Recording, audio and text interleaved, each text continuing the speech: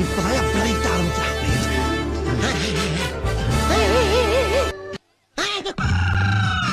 என்னடா ஐயோ சாமி வேற கூட்டு போங்கடா கோவத்துல போட்டுற போறேன். வணக்கம் நண்பா. தளபதி ஃபேனு, டிவிக்கு தொண்டன், நல்ல நாள்ல கூட நிம்மதியா இருக்க முடியல. எங்க விடுது இந்த திரிசாக்கா நிம்மதியா இருக்க எங்களை? கொஞ்ச நாள் இல்ல பயம் விட்டு போச்சு. சுதந்திர தினத்துல நம்ம தளபதி கொடியை ஏத்திட்டாரு, கொடி பறக்குது. சந்தோஷத்துல லட்டை எடுத்து தின்னுட்டு வருவோம்னு பார்த்தா நெத்தியில வெடி உண்டு விழுந்த மாதிரி நிலைமை ஆயிப்போச்சு இன்னைக்கு நம்ம நிலைமை. ஆமாங்க,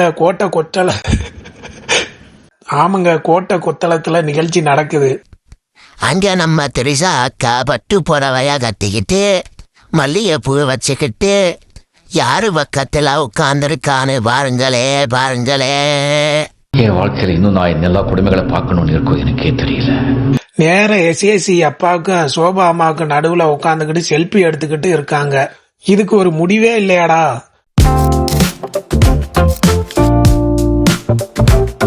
திரிசாக்கா, நாங்க டிவிக்கு கட்சிக்காரங்க, தளபதி ஃபேனு, எங்க மனநிலைய கொஞ்சம் யோசிச்சு பாரு.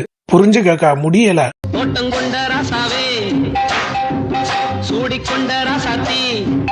அங்க தளபதி ஜீப்ல கம்பீரமா சல்யூட் அடிச்சிட்டு வர்றாரு. இங்க அக்கா சிரிச்ச முகமா போஸ் கொடுக்கறாங்க.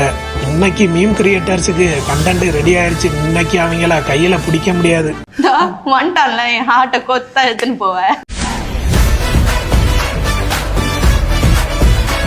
அண்ணன், தளபதி அண்ணன், எனக்கு ஒரே கோரிக்கை, இதுக்கு ஒரு முடிவுக்கு வந்துருங்க.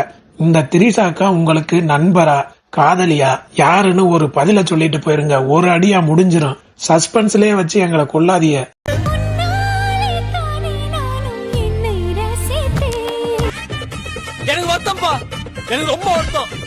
டிவிக்கு தொண்டர்கள், தளபதி ஃபேன் யாரு இருந்தீங்கன்னா கமெண்ட் பண்ணுங்க. உங்களுடைய நிலைமை இதை பார்த்து எப்படி இருக்குன்னு.